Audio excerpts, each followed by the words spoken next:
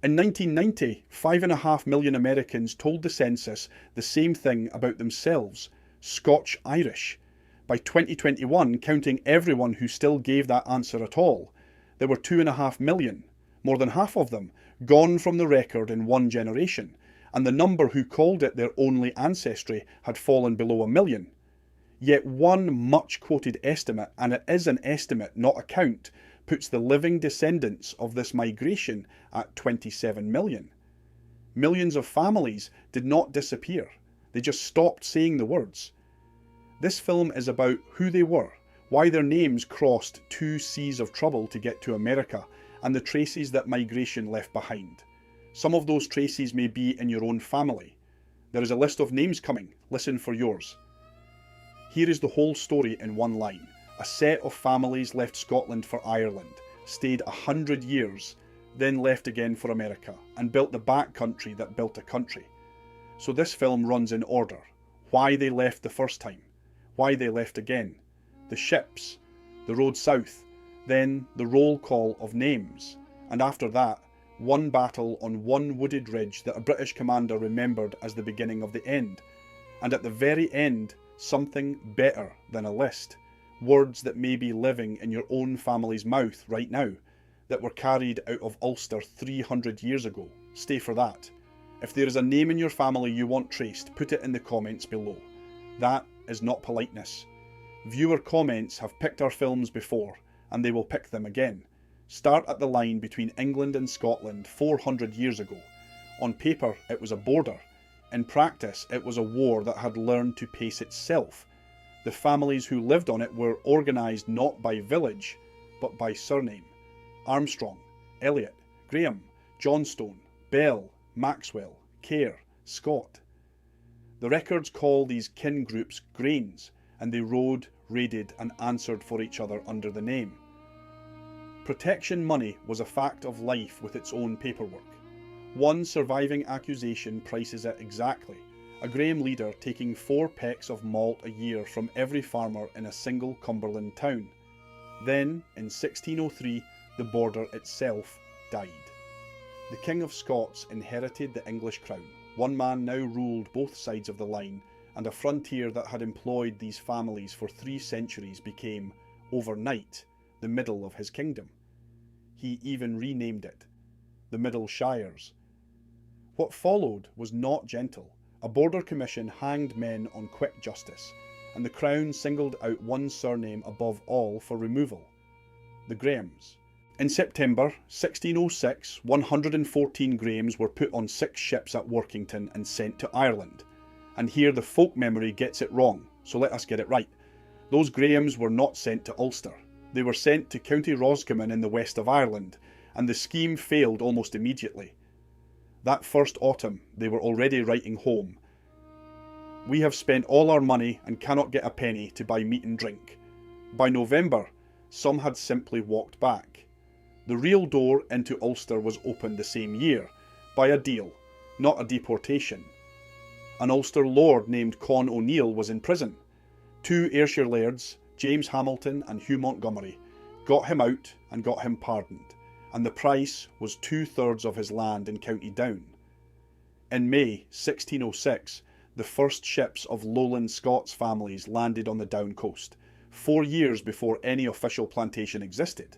The official version followed in 1610.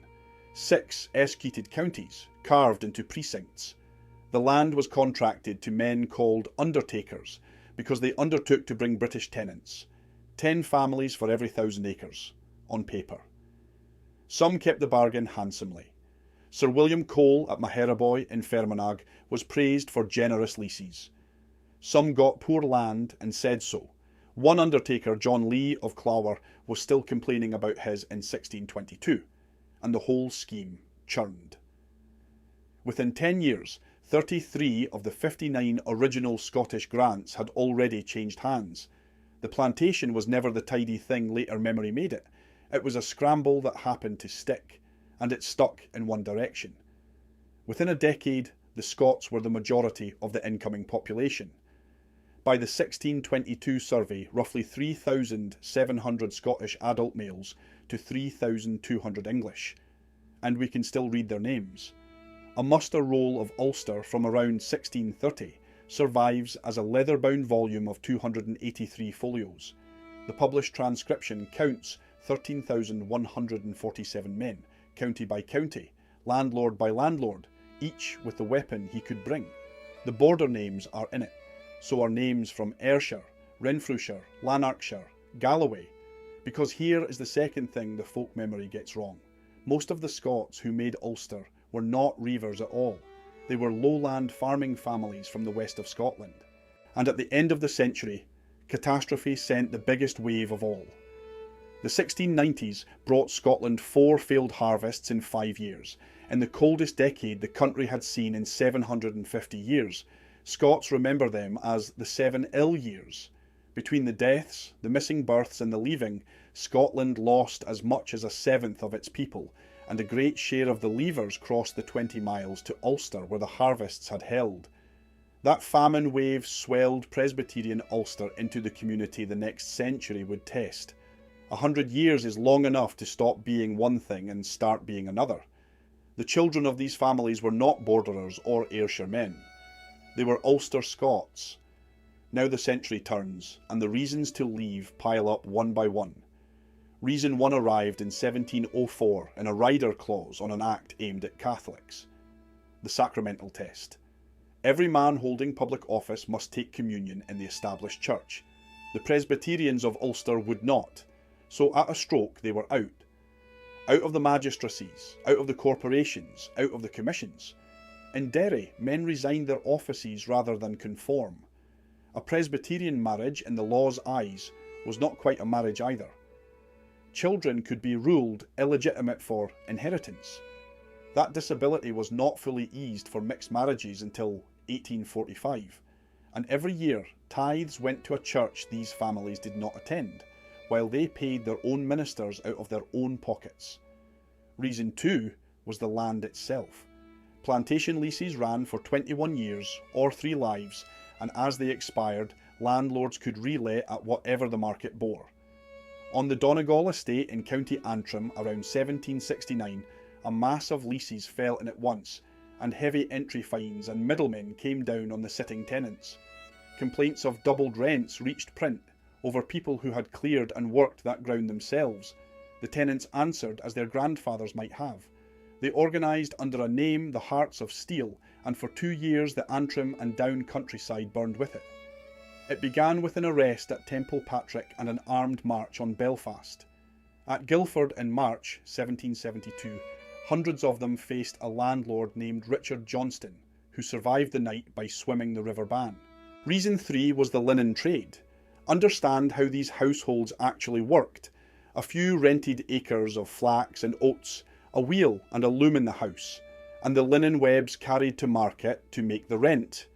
The loom was the margin between a bad year and a lost farm, so when harvests failed and then a banking collapse in 1772 froze the credit the trade ran on, the margin vanished for many families at the worst possible moment, and behind all of it, hunger. 1727, 1740, the year of slaughter, when famine killed somewhere between 1/8 and 1/5 of Ireland. Here is the bitter arithmetic of the exits. Between 1771 and 1775 alone, at least 25,000 people left Ulster for America. The Test Act that had shut Presbyterians out of public life was finally repealed in 1780, 5 years after the last great wave had already sailed. The law outlived the patience of the people it was aimed at. The same families told a second time that the ground under their feet was not theirs. This time they did not move a sea's width. They moved an ocean's. The first try had already failed a century before, and the failure is worth 30 seconds. In 1636, 4 Presbyterian ministers built a ship at Groomsport in County Down, called her the Eagle Wing, and sailed for New England with about 140 people aboard. 8 weeks out, 3/4 of the way across, the storms won. She limped home into Carrickfergus Bay that November. Ulster to America had been tried, and the Atlantic had said no. 80 years later, it said yes. In May 1717, a ship called the Friends Goodwill left Larne for Boston with 52 passengers under a master the records name as Edward Goodwin. The crossing was brutal and the food ran short, but that September she made Boston Harbour. Larne remembers her as the first of the emigrant ships, and behind her the sailings became waves. 5 waves across 60 years. 1717, the late 1720s, the famine year of 1740, the mid-1750s, and the biggest, 1771 to the eve of the American Revolution. The ports tell you where they landed. Of 128 emigrant sailings advertised out of Derry in the quarter century before the Revolution, 99 were bound for one city, Philadelphia. Some called first at Newcastle on the Delaware and let their passengers walk the last miles. Later in the century, a second stream ran south to Charleston, where the Crown was offering land bounties to fill the South Carolina backcountry. And the ships themselves explain why the fares stayed within reach. This was as much a flaxseed trade as a passenger trade. The same hulls carried American flaxseed east to feed Ulster's linen fields and people west to fill the empty westbound run. The industry that kept these families in Ulster while it paid and pushed them out when it broke also carried them away. The loom is in every act of this story. A passage cost between about £3 and £9. 6 to 10 weeks against the prevailing winds, with dysentery and ship fever as regular passengers. Families who could not raise the fare signed themselves into indentured service, years of bound labour on the far side in exchange for the crossing. How many went all told? Be honest about this, because no passenger count survives. Griffin, at the cautious end, says above 100,000. Leyburn says about 200,000. Some historians run the figure toward 250,000. Even the low number is a great tearing out of Ulster's people. In the winter of 1728-29, the Archbishop of Armagh reported 7 ships lying at Belfast at one time, loading around 1,000 passengers for America. He was not celebrating, but he wrote that it would be cruel to stop people who could find neither food nor work at home. Even the men in charge had run out of arguments. They stepped ashore in Philadelphia, the busiest immigrant port in the colonies, into a Pennsylvania already filling up. Good land near the coast was taken, or expensive. So they did the thing that defines this whole story. They kept moving. There was a road for it. The map on your screen is from 1755, and the road is labelled in its own period hand, the Great Road from the Yadkin River through Virginia to Philadelphia, distant 455 miles. History knows it as the Great Wagon Road, and it became one of the busiest roads in colonial America. A treaty signed at Lancaster in 1744 settled Iroquois claims to the Valley Corridor and threw it open.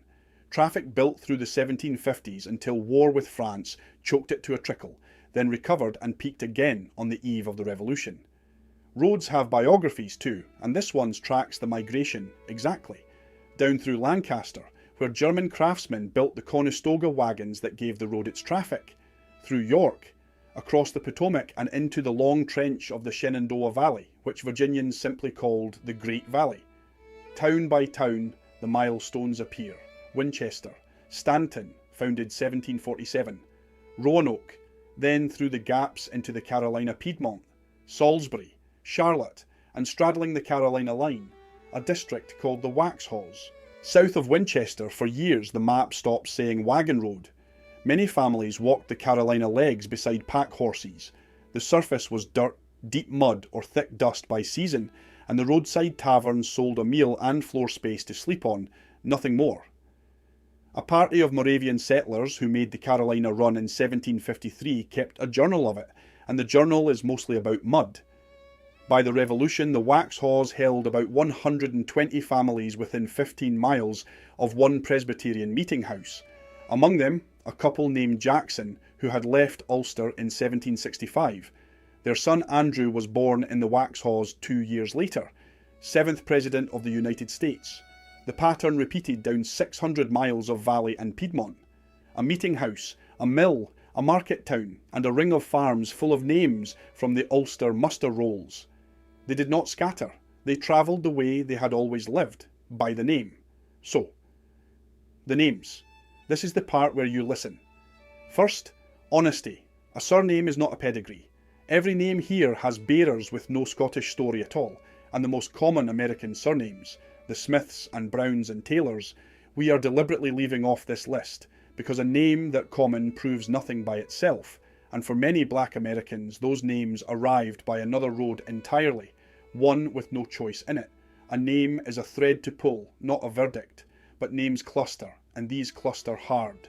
The border names first, the riding families, Armstrong, Elliot, Graham, Bell, Maxwell, Kerr, with or without the E. Scott, Young, Irvin, which America respelled Irwin, and Johnston.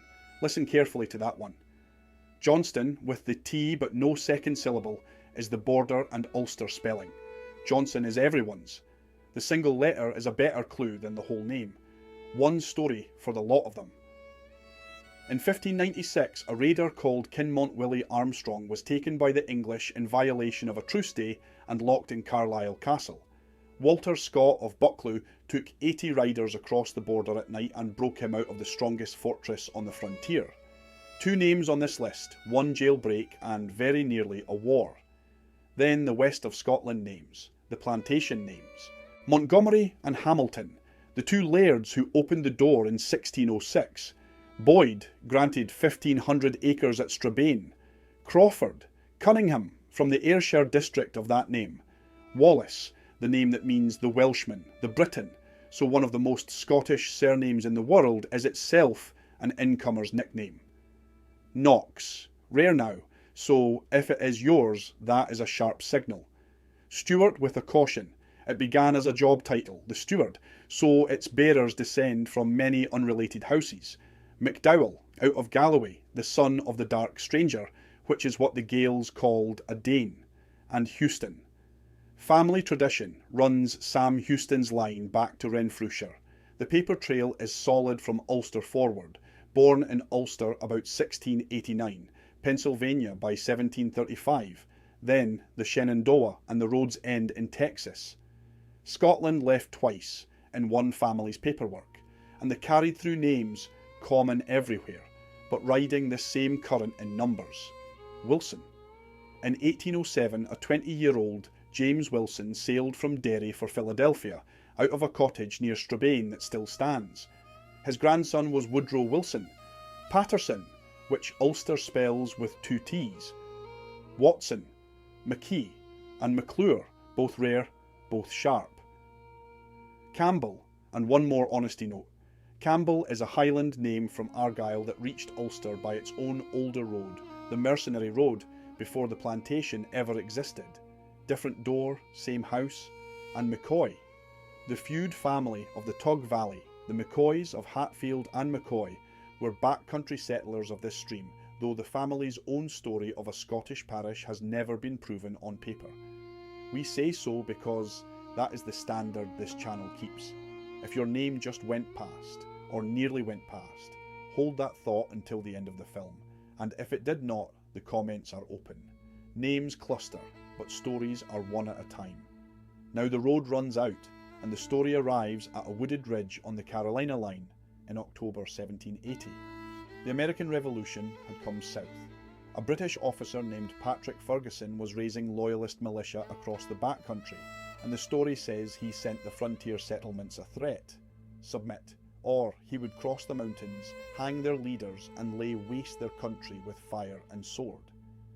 We tell you honestly, no paper in Ferguson's hand carries those words.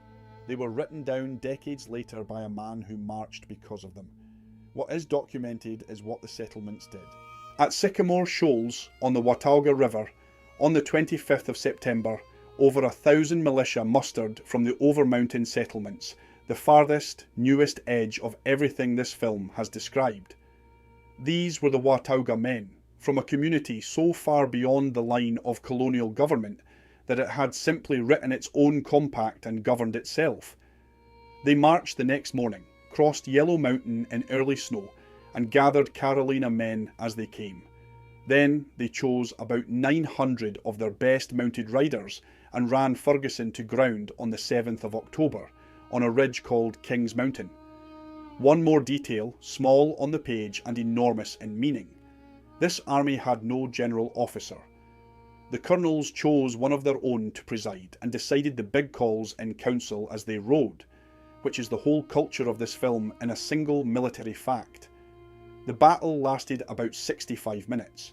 The frontiersmen fought the way the ridge let them, tree to tree, uphill from every side at once. Ferguson was shot from his horse trying to break out and died on the field. His force, about 1,000 men, was wiped out as a fighting unit. Patriot losses, 28 killed, loyalists dead, the counts disagree, from about 120 to over 200, and the spread is itself a lesson. The winner's first report ran high, and historians have been trimming it ever since. 2 honest notes, because this battle attracts legend, like a lightning rod attracts weather. Almost every man on that field, on both sides, was American born. The Loyalists were neighbours of the Patriots, and plenty of them were Scots-Irish themselves. This was a civil war inside the backcountry, not a tidy ethnic parable, and the only British regular on the field, by tradition the only man in the fight born in Britain at all, was Ferguson himself. A Scot born at Pitford in Aberdeenshire. The commanders who took that ridge read like this act's roll call come to life. Campbell, Shelby, Sevier, Cleveland, McDowell, Williams, Lacey, Hambright, Winston, Chronicle.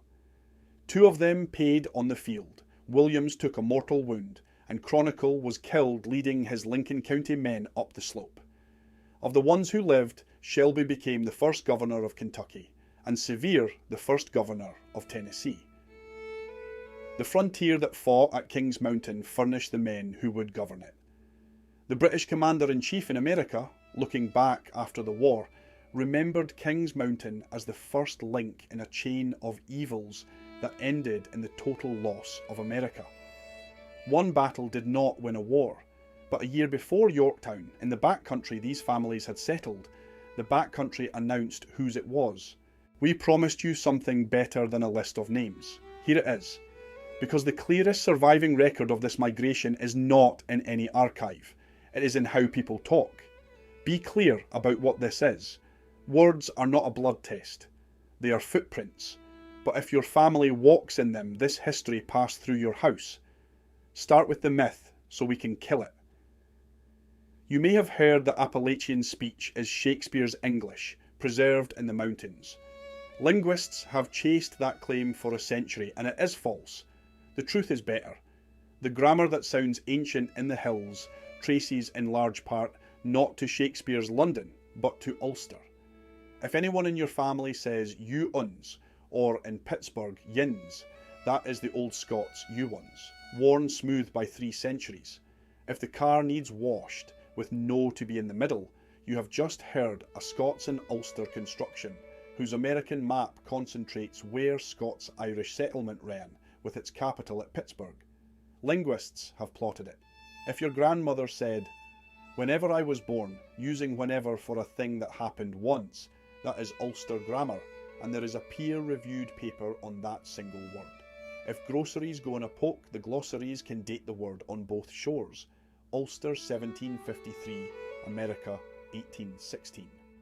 If a relapse is a backset, the Scots dictionaries have it from 1721. If something breakable is brickle, that is the Scots bruckle, worn American. If a chilly morning is Irish, if being put out of your way is being discomfited, the Dictionary of the Smoky Mountains files, both under Ulster, add we afeard, right smart, red up the kitchen, a nebby neighbour, and one the linguists are still arguing about, so we will not claim it, might could. It may be Ulster grammar, but the newest evidence leans toward an American origin. Nobody has proven it either way. And yes, the fiddle. The instrument under this film's own voice came into these mountains in many hands, and these families' hands were among them. The collectors who combed these hollows a century ago found British ballads still sung, Scottish ones among them. But say the rest of it honestly, the banjo beside that fiddle came from West Africa, by way of black musicians in the Carolinas, And what the two instruments made together was not Scottish or African, it was American. Which brings us back to the Vanishing we opened with, because now it explains itself. In the same census decade that the Scotch-Irish count fell by a quarter, the number of Americans writing simply American rose by nearly 2/3, the biggest gain of any answer on the form. And the counties where American concentrates most heavily, up to nearly 1 in 5 people, are Appalachian counties, the oldest settled families, furthest from any remembered gangplank. Sociologists have a name for this, the unhyphenated Americans. After 10 generations, the hyphen wears out. The census cannot follow one family from one answer to the other, but the counties where American took over are the counties this film has been about. So perhaps the truest reading is this: the count fell because the migration succeeded. When their descendants write American in the box, they are not wrong. It is simply the newest name for the same long walk. Was your name in this film? Then, somewhere behind it there may be a muster roll, a lease, a ship's notice, a ridge in Carolina. If it was not, put it in the comments anyway. Every investigation this channel runs starts as a name somebody asked about. The old country remembers, even when the census forgets.